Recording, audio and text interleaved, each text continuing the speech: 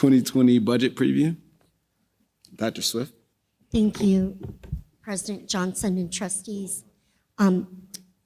Trustees, it's January.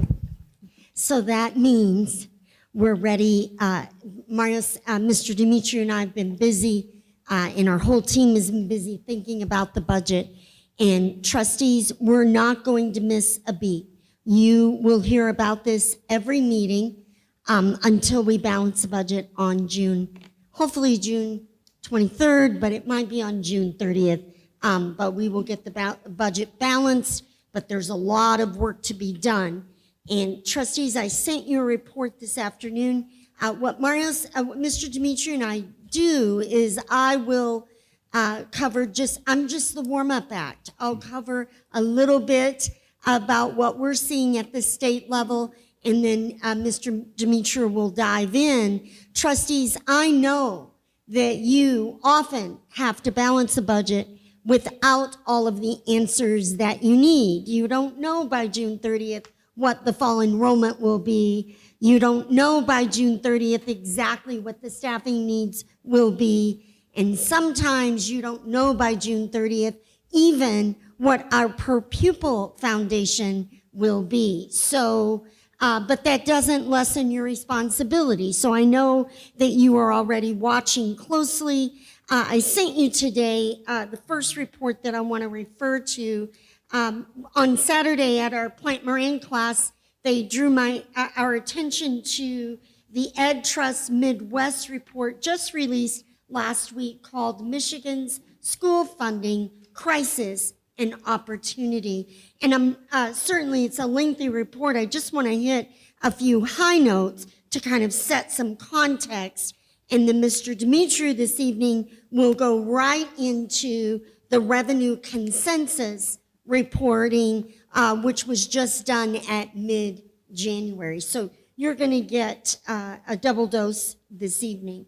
In the Michigan School Funding Crisis and Opportunity Report, the statement is clear. Yes, money matters. Money matters for our children. And the theme in this report is that money especially matters for students from low-income backgrounds. And I will remind our viewers, and I know our trustees are familiar, in the Ann Arbor Public Schools, that's 1 in 4 of our students walking through our doors are coming from a home impacted by poverty.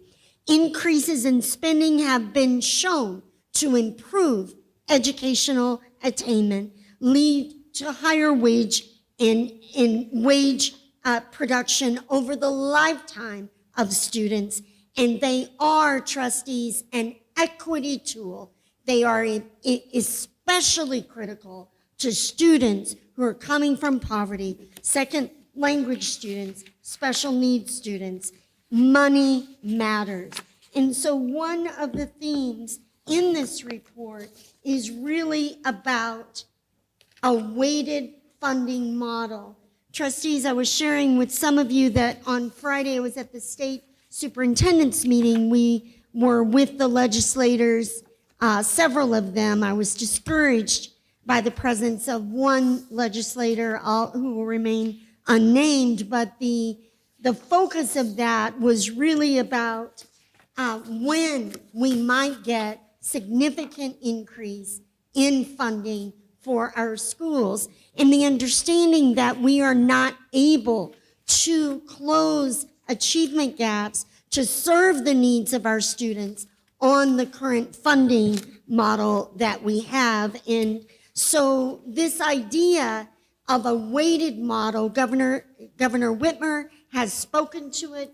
Trustees, I'll remind you that in the budget she presented last spring, Ann Arbor Public Schools would have increased around $5 million recurring, and that would have been tied specifically to our weighted funding and ensuring that students who need more get more funding. So that is a critical foundation of this report. I do want to point out that the Ed Trust data found that Michigan ranks in the bottom 5 for funding gaps. Trustee Kelly referred to that news story earlier this week. We rank currently in the bottom 5 for funding gaps that negatively impact students from low-income homes. So I know you know this, but I want to sound the alarm. Money matters. Money matters for children who need a start in success for their lives, and it matters for equity. It's clear that Michigan needs to invest much more in all of its students statewide, while significantly investing more in the students who need it most, who are highlighted in this report. Trustees, the report is lengthy, so I emailed it to you, but I did print out this one page that's in your little folder. I thought you might want to post it on Facebook or just carry it around with you like I do. The principles for fair and equitable funding systems or proposals. And item number 1 is provide funding according to student need. Number 1, provide at least 100% more funding for students from low-income backgrounds. Can you imagine what a day it would be if that were the case and what we could do for students? Provide at least 75 to 100% more for students who speak English as their second language, and provide additional funding to support students with disabilities. Just a friendly reminder, a stark reminder, that IDEIA has never been fully funded and not even close. We have not kept the promises we've made. So trustees, I know that you will take a few minutes when you have opportunity to glance at this report.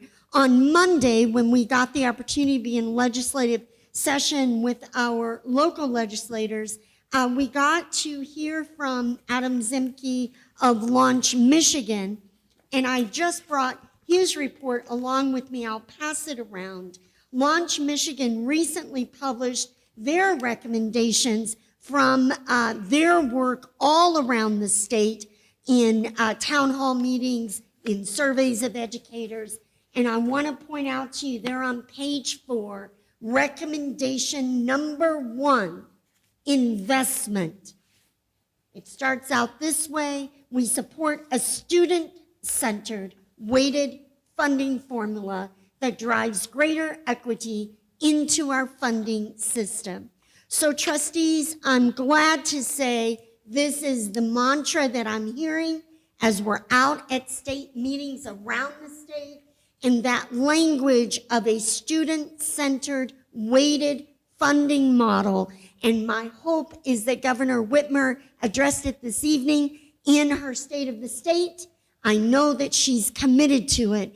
And trustees, I know that you are busy advocating for a weighted funding model. It is a significant first step in closing the gap in Michigan public school finance, providing funding according to student need. Trustees, at this time, we recently had a revenue consensus meeting, and we know this, Mr. Dimitru, because it's January, and you always have this occurring at the state level in January, and we're all very anxious. I know several of the trustees monitor this closely, but we love, Mr. Dimitru, when you bring it to us so that it sets out in front of the community and so that we can have the discussion around how does the revenue look year 2020 for our K-12 school funding. Mr. Dimitru.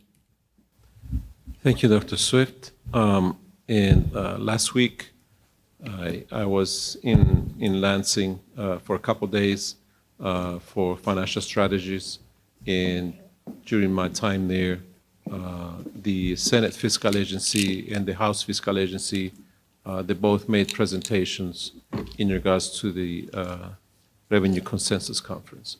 So I took some of the slides from those presentations, which I'm bringing before you tonight. So the economic forecast for the U.S. and for Michigan is that in the next few years, the economy is expected to expand at a slightly slower rate that it has in 2019. Inflation is a little bit of a concern, but the way that our government has been dealing with inflation, the Federal Reserve reduces the interest rate in order to kind of contain the inflation in the country. Specifically in Michigan, the job growth and personal income are expected to remain below the national averages, but they will still grow a little bit. There will be some gains in employment, a little bit, but you will see in a little bit, it's not going to be that great. And the amount of, nationally, the light vehicles are expected to decrease from 2019 to 2020, approximately a couple 100,000 each year up to 2020, 2022. So you'll see that the Michigan personal income is still expected to grow a little bit, almost as the same rate as inflation, except in 2022 there's a significant difference. The unemployment rate is going to keep going down, and then in 2022, it's pretty stable, and it's a great unemployment rate. And then salaries, not that much of a change. So the cost pressures that for 2021, for next year, the first item, it is the House Bill 4125. If you remember last year, there was some tax changes that took revenue out of the school aid fund, tax revenue, and it was sent to 2 locations. One of them is Renew Michigan, which is for areas for conserving energy and sustainability for the state of Michigan, approximately $69 million per year, and that will continue to happen forevermore.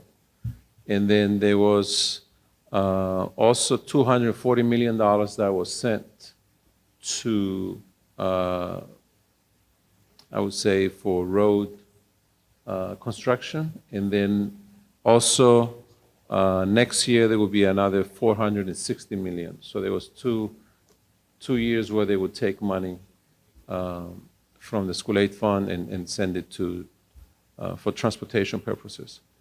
And so the agreement was that the school aid fund would be made whole, and that would be this House Bill 4125 would transfer $175 million from the general fund per year for like 3 years to make up for some of that loss. So it passed the House, but it hasn't seen any daylight in the Senate. So some of the you're going to see it later, and I'll explain it. So that's a big part of unknown what's going to happen because there's approximately $173 million this year and $179 million next year. So we'll talk a little bit about that. So MEPSers, the cost of MEPSers, and we'll have a slide on MEPSers, maybe a couple slides. The cost of MEPSers is increasing significantly. And special education costs are rising by approximately $40 million per year. And pupil trends, we'll have a slide on that. They continue, the birth rate continues to decline, and there are less and less students in public schools. It's good for the state, but because they don't have to pay as much money. So with MEPSers, there's about $1.5 billion that is taken out of the school aid fund to deal with MEPSers. So the biggest piece is the UAAL. It's $1 billion, but there are additional funds that come to school districts to deal with some of the rising cost of MEPSers. And there's this 172 million is the assumed rate of return. Used to be 8%, meaning that whatever investments MEPSers has, that they would earn 8%. So that was kind of unrealistic. So as they decrease the assumed rate of return, which is now at 6.8%, what happens that unfunded accrued actuarial liability becomes higher because there's less money coming in as you reduce that. So in order to deal with that, there's another $172 million that is comes and goes, basically. And now there's additional payments from the school aid fund to pay for MEPSers for colleges and universities, which to me is, I don't know how much more the school aid fund can take. So the dotted line is what the rates are, and you can see the rates over here. And we are pretty much over here, which is like 42%. And you will see it will keep rising until about 2029, 2030. And then you see a steady drop until about 2038. And then there's a sharp drop in 2039. Those are the estimates of what's going to happen to the retirement rate. So we're still going to continue to increase to almost 45% in the next 7-8 years. And then after that, after 10 years of slowly coming down, then in 2039, it's going to stabilize around 7%. So we've got a long way to go. As far as money coming in from the general fund, which you see over here, and then money going to higher ed, which is traditionally been paid by the general fund. So you can see that there's a $700 million this year alone that imbalance, I would say.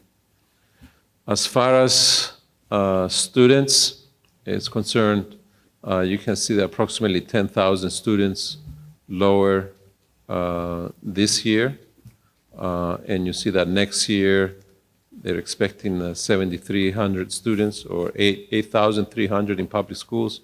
The charter schools would gain 1,000, and then in 21-22, the public schools would lose 7,200, and charter schools would gain 600 for an overall 6,600. So as far as the birth rate, these are all total births, the gray one, and the blue one is the children that are actually attending public schools. So right now, there's approximately 1,450,000 children in public schools, and the birth rate is approximately 1,580,000 or something like that, the cumulative births. As far as how much money is in the expected to be in the school aid fund, so we talked about that 173 and 179. So those two in 2020, which is this one, includes the $173 million. And then in this amount, the 555, which will be available next year, it includes both of them.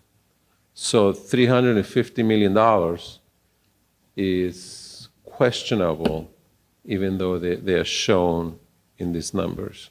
And there's an asterisk there and here. We'll see if the Senate adopts a bill that the House sent over. There's no, at this point, it's not scheduled or to be discussed and so forth. I'm sure when discussions come about the school aid budget, that will come up. As far as, I like this slide because this shows what happens to nominal dollars. which definitely there has been an increase. But then when you count inflation, you'll see, this is the year 2000, you'll see that we are actually 0.5% below of where we were in 2000 as far as when you include inflation. So that's one thing that you can take into consideration. The other thing that you can take into consideration is that some of the school aid fund doesn't really go to K-12. So when you take that into consideration, we're way below where we were in 2000. This shows some of the major taxes as a percentage of the Michigan personal income. And it is important because in Michigan, in our constitution, there is a limit of what that percentage of personal income it can be. It's 9.49%. So the one in the red line is consumption taxes, and you can see that they've lost a significant number. Individual income tax, you can see that that's below where it was in 2000. I think the biggest is if you look at the business taxes. So they're approaching 0 almost %. And then the state property taxes, even though they're lower, it's not as dramatic. So where like I mentioned earlier, the 9.49% is the constitutional revenue limit. The taxes cannot be higher than the 9.49% of the personal income. So back in 2000, we were at the limit in 99 and 2000. Today, we're about 10, actually over here, 11.6 billion below that amount. So part of the financial issues that we are facing is because of reductions in taxes. Part of it, and due to the reductions in taxes, then the school aid fund is rated for colleges and universities. And there's a lot of pressures that are put on to the school aid fund due to the retirement system that the school district is mandated to belong in. So as far as the budget stabilization fund balance, so this is, the state has, for lack of a better word, a rainy day fund. So right now there's approximately $1.2 billion, and it's expected just because of the Detroit bankruptcy, then Detroit has to pay back approximately $50 million a year. I think they have to pay back like $400 million. So during these years, it just shows going up by $50 million. But also this money earns investment income. So it actually is going to be higher than what is shown in these slides in the few years, unless they use some of it. They haven't been, and you can see there's been a steady growth. They haven't really been using it. So where is it's a graphic that shows where the money comes for the school aid revenue sources, and it's a variety of taxes plus the lottery. So a lot of times we get questions about the lottery, so it makes up approximately 7% or $1 billion of the money that goes into the school aid fund. And this is just to show the general fund.